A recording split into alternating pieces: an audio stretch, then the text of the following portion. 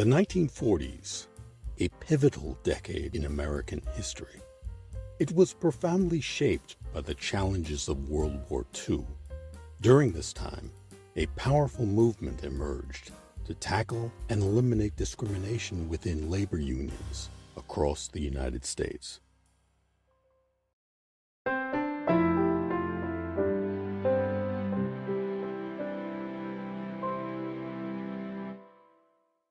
This is African American History is American History.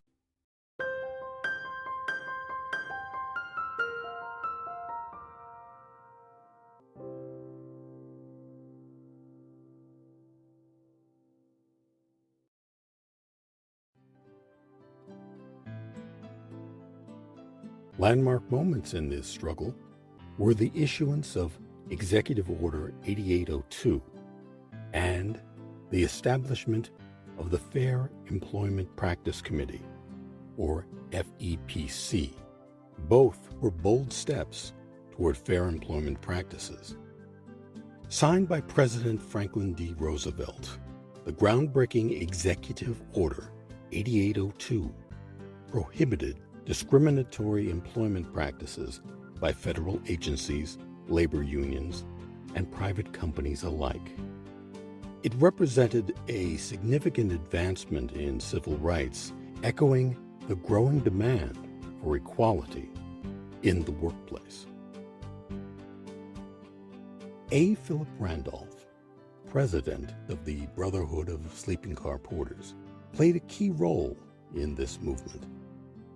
In 1941, he and then Executive Secretary of the NAACP, Walter White, planned a march on Washington to protest against racial discrimination in defense industries and the military. This powerful initiative underscored the urgency for change and basically lit a fire under the Roosevelt administration to take decisive action in promoting inclusivity and diversity within the workforce. On November 5th, 1944, the radio show New World A-Comin' presented a live docudrama on this very subject.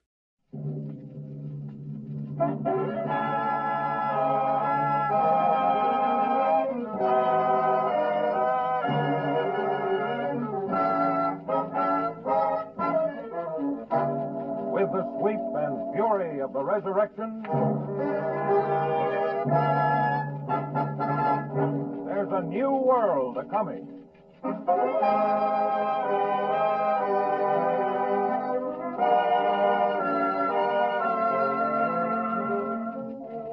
Today and every Sunday at this hour, WMCA, in cooperation with the Citywide Citizens Committee on Harlem, brings you a series of vivid programs dramatizing the inner meanings of Negro life, based on Roy Ottley's prize-winning bestseller, New World A-Coming, starring Canada Lee as narrator.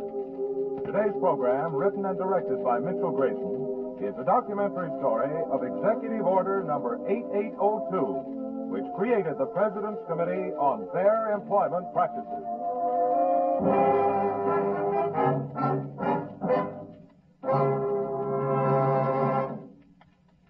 Executive Order 8802.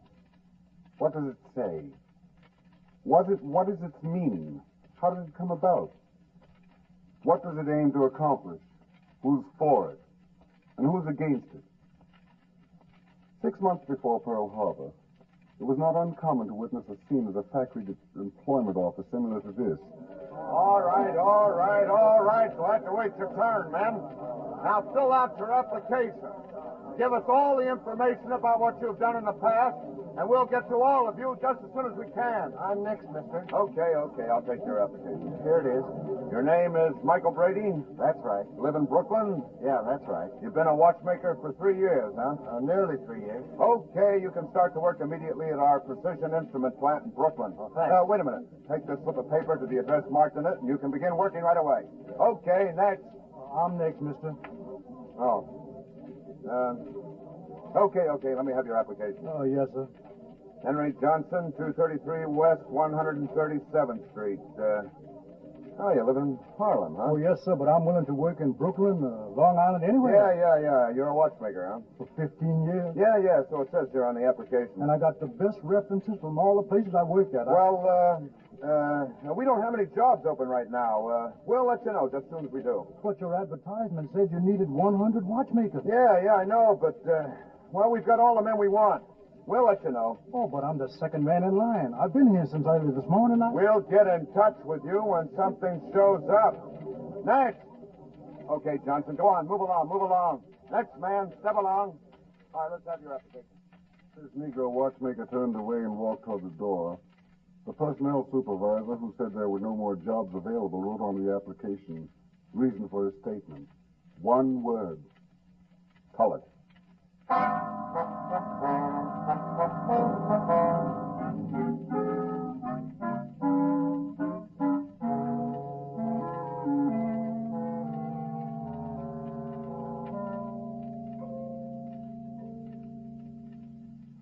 Yes. 6 months before Pearl Harbor, some Negroes possessing in some instances better experience and work records than whites were being turned away from war plants because of their color. In the New York area, a government survey revealed Of 29,215 employees in 10 war plants, only 142 were Negroes. In St. Louis, in 56 war contract factories, each plant employed an average of 3 Negroes. In Texas, of 17,435 available war jobs, 9,117 were barred to Negroes. In Michigan, of 26,904 war jobs, 22,042 were barred to Negroes. throughout the United States, more than 50% of all war industries flatly refuse to hire Negroes. An outbreak of seething discontent spread up in the Negro population. What kind of a democracy is this? They'd 4 of my sons are taken to the army to fight for America, but I'm told that I can't help to make guns for them. Let's go to Washington. Our government ought to know that this industry is blocking the total war effort. I just heard a shortwave broadcast from Japan. The way those Japs are laughing at the treatment of Negroes in America, at American democracy. I tell you, we ought to get rid of discrimination and prove that they're wrong.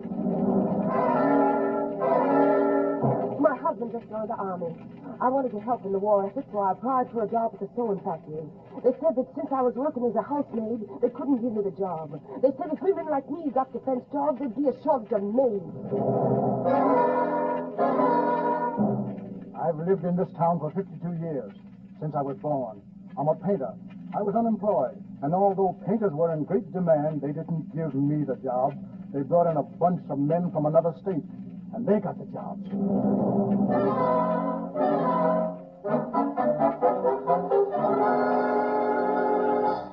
That was how the job situation for Negroes appeared in the early spring of 1941.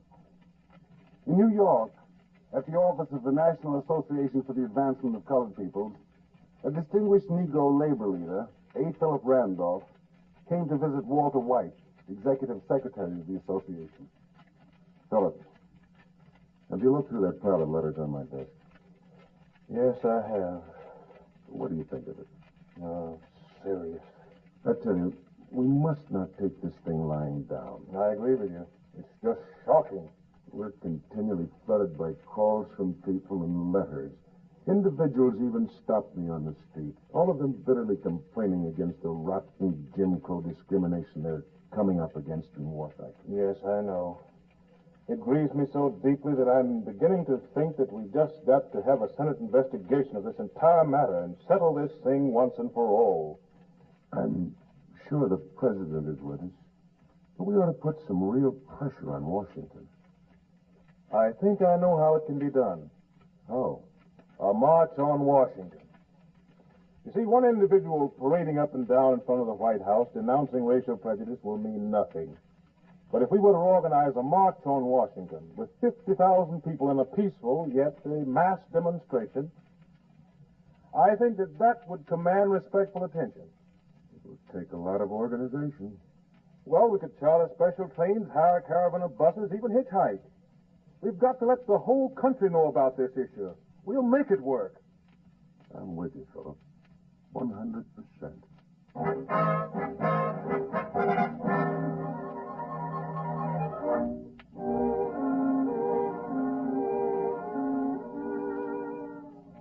Not long after, White, Randolph, and others, influential Negro leaders, were called to Washington by the President of the United States.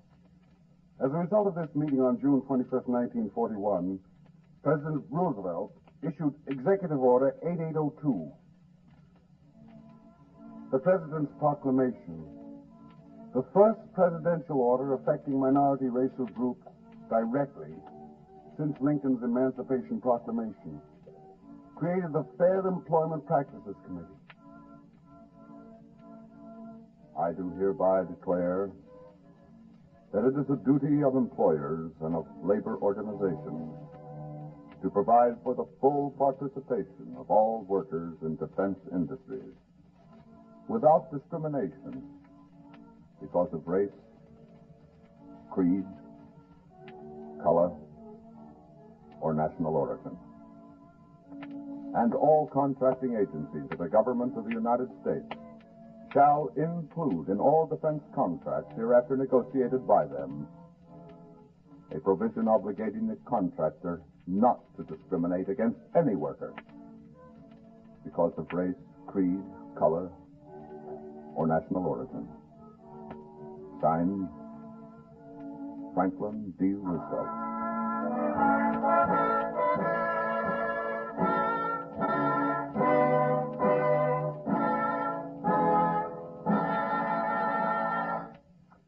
By this order, democracy was extended not alone to all colored Americans, but to 5 million Jews, 5 million aliens, 6 million foreign-born citizens, 1 million Orientals and American Indians, 5 million Spanish-speaking peoples, and to all minorities.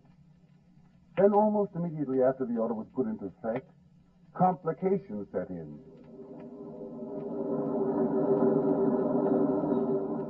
Oh, excuse me, mister. Is this the Chicago Defense Housing Project? Nothing else but. Well, I heard there were jobs here for steam fitters. You a steam fitter? Yes, sir. There's jobs here for steam fitters. Well, can you put me to work? You a member of the Steam Fitters Union? Well, no, I'm not a member. Well, if you're not a member of the union, then you can't get a job here. Well, how's that? The union's got an agreement with the contractor on this project to hire only union men. Well, I'm willing to join if I can get the job. Well, you'll have to see them about it. I can't hire you unless you're a member of the union.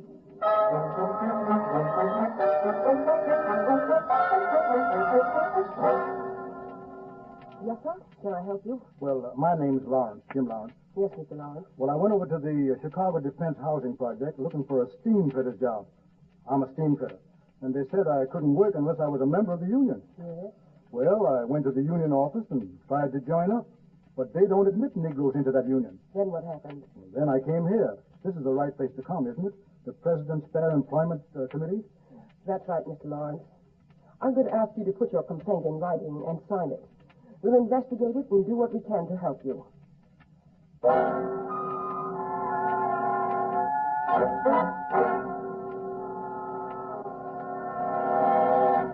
My name is Mary Forsythe.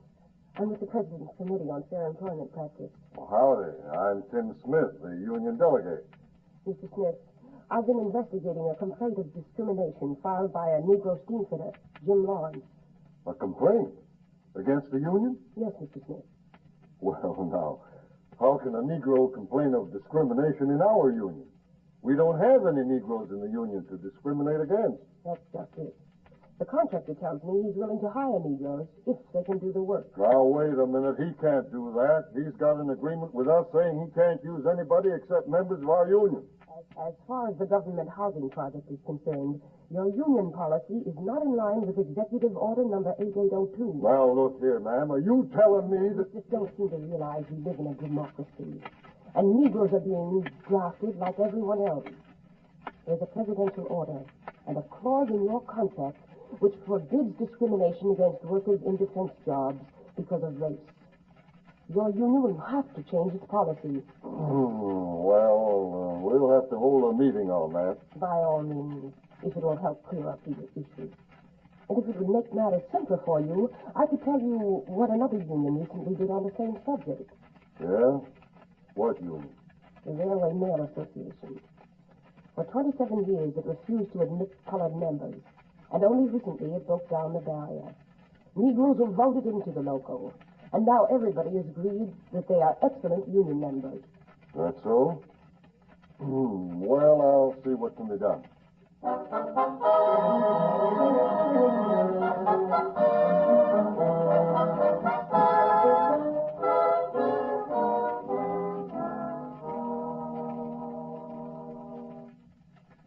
The outcome of this Chicago incident was satisfactory. Negroes soon went to work on the government housing project. Very shortly after that, 22 AFL and CIO unions and locals pledged themselves in a statement to the government to fight anti-Negro discrimination in war industry by helping to place Negro workers. In the larger picture, though, labor unions have been the least offenders charged with discriminatory practices. Highest on the list, with approximately 63% of all complaints lodged against it, is private industry. Here's an FEPC investigator, Ben Wilson, and the shipyard manager, Harvey Milgram, in a typical interview regarding the employment of Negroes, which will give you many reasons why a number of employers refuse to hire Negroes. Now, look here. I've said it before, and I'll keep on saying it. Negroes just can't do the work. Well, I'm sorry to disagree with you, Mr. Milgram, but the opposite is true. We have proof of it since many companies have changed their policies regarding discrimination. Mr. Wilson, take a look out the window at our shipyard. There are thousands of men on the job, and not one is colored. There's a reason for it. I say they can't do the work. I said we have proof, Mr. Milgram. There are more than 6,000 Negroes working as machine operators, riggers, drillers, chippers, caulkers, blacksmiths, and a dozen other jobs. Where? At the Newport News Shipbuilding and Dry Dock Company and elsewhere. Well, suppose they do work elsewhere. They're not going to work here. The men who work in this shipyard would quit before they'd work alongside Negro workers. You're saying that whites and Negroes won't work together, is that it? That's right. The simple truth is that Negroes and whites do work together. Well, they wouldn't in this shipyard. I tell you that in advance. There'd be trouble here. Trouble? With whom? With our workers. Have they said so? No, I say so. Well, Mr. Milgram, would you yourself object to having Negro workers? Well, no. If they were competent and didn't cause trouble. Well, I've been handling a lot of complaints. I don't find many men, that is, union officials or employers, who say that they object to any kind of workers. They say, like you, that other people will object. Workers, the public. But I think most Americans are fair-minded. I think that you people who are afraid only of shadows. Well, we've never put Negroes on machines. It'll be a new thing. Besides, we're only interested in production. Well, Mr. Milgram, employment of Negroes doesn't have to upset production at all. Now, listen. You don't know anything about this shipyard. You haven't felt the labor shortage yet, but you will. Men are being drafted into the armed services. The draft will certainly affect this shipyard. Well, until it does, I won't worry about it. Yeah, it may be too late then. Your production schedule may be seriously delayed. You may even lose some government war contracts because you won't be able to fill them. Now, unless you employ qualified Negro workers and train hundreds of additional Negroes, just as you train white men and women, this shipyard may not reach full production. Well, I can't change things overnight. You'll have to give me some time.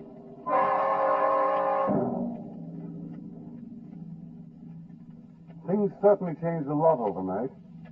Milgram and a lot of other Americans went to bed that night, December 6, 1941. Woke up the next morning, had their usual Sunday breakfast, went to church, came home, and turned on the radio to listen to some soft music. The music was interrupted. You know the rest. Pearl Harbor, and America was at war.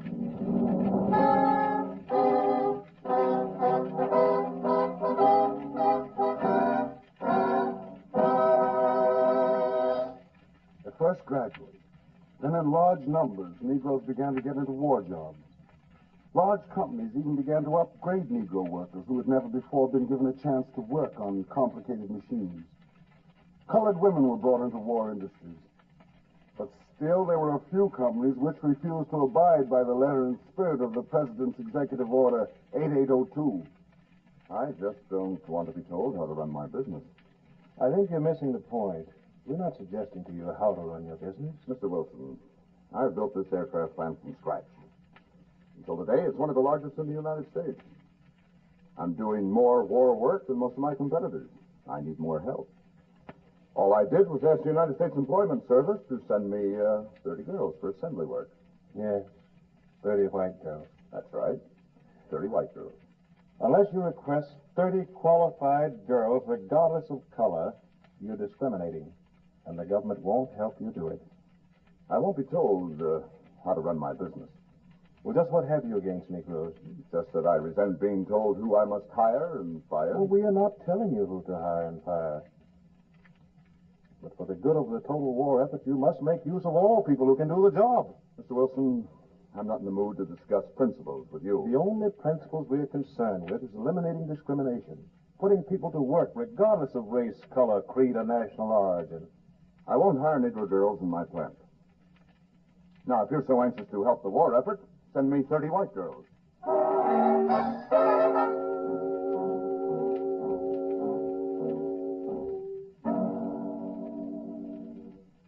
Of course, the United States Employment Service refused to cooperate with this employer. And a short time later, when he was desperately in need of more help, he came around to the FEPC. All right, you win. I need the help.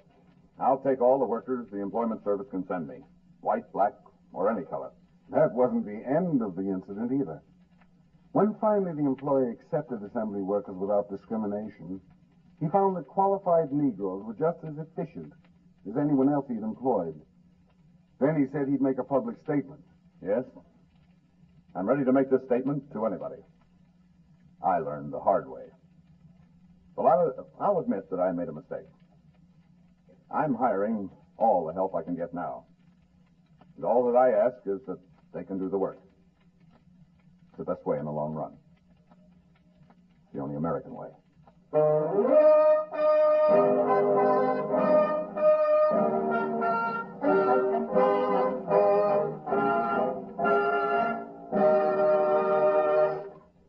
That's pretty much the way most industries feel about hiring today. Yet there still remain some, not quite as many as before, who practice un-Americanism at home, while their sons overseas are fighting and dying for democracy. These individuals are bolstered by the remarks of a small group of United States senators in Congress, one of whom you shall hear in a moment. His name is Senator Bilbo, senior senator from the state of Mississippi. I rise to speak against the FEPC. Many persons in this country are coddling and playing up to the Negro in order to secure his vote. Personally, or in any other way, I am not interested in the Negro voting. The Negro does not vote in my state, and is not going to vote within a long, long time. Congress may pass all the anti-poll tax legislation it wishes to pass, but the Negro is not going to vote in my state at this time. Senator Bilbo, to the contrary. Votes were not the issue with regard to the FEPC. The issue was made clear by Senator James Meade, Democratic senator from the state of New York, who rose to challenge the senator from Mississippi. Mr. President, Pearl Harbor came, and with it congressional authorizations beyond the imagination of man for the production of war materials and equipment, the like of which the world had never before visioned. Then the President, in the acute emergency, the most serious crisis in all the history of our country, was called upon to take necessary action. He created the Fair Employment Practice Committee, in order that every available man and woman who was eligible might become a part of the great war-producing machinery of the nation. Millions of citizens until that time could not make their full contribution. There were factories and industries and machines of all kinds. There were millions of workers. And yet there was a discriminatory labor policy that kept them miles apart. This agency is consistent with the principles upon which our government was founded. Our advocacy of the rights of minority groups has helped us in our relations with other countries, and it will continue to help us at the council tables when the foundations of the peace are laid after the war. Mr. President, no American should be discriminated against. America is a free land where all men should be treated as free citizens.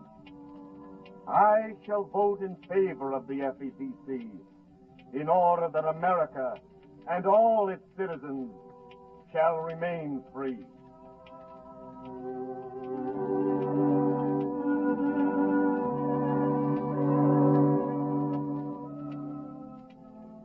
At the close of the debate, the Fair Employment Practices Committee was voted congressional approval. Today, businessmen, labor leaders, working men and women, both Negro and white, are pushing toward the main objective of sustaining this great democratic agency after the war.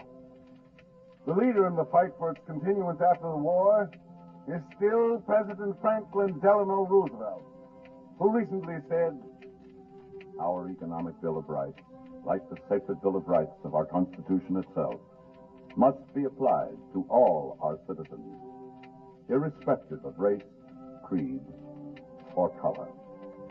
In 1941, I appointed a Fair Employment Practice Committee to prevent discrimination in war industry and government employment. I believe that the Congress should, by law, make that committee permanent.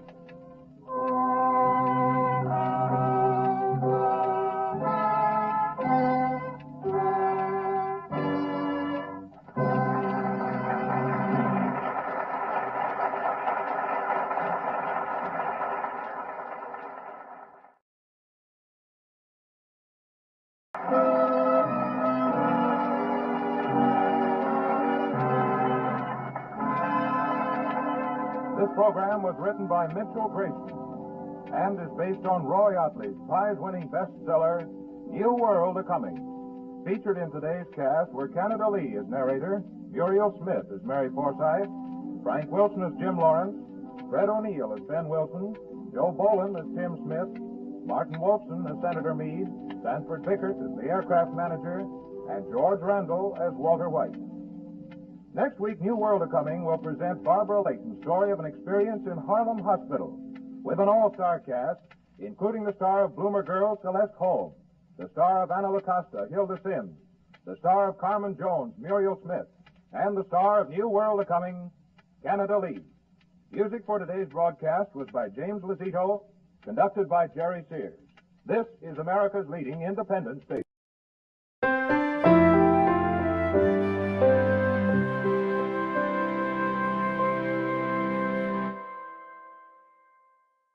This has been African American History is American History. African American History is American History. Copyright H.C. Kearsley, 2025.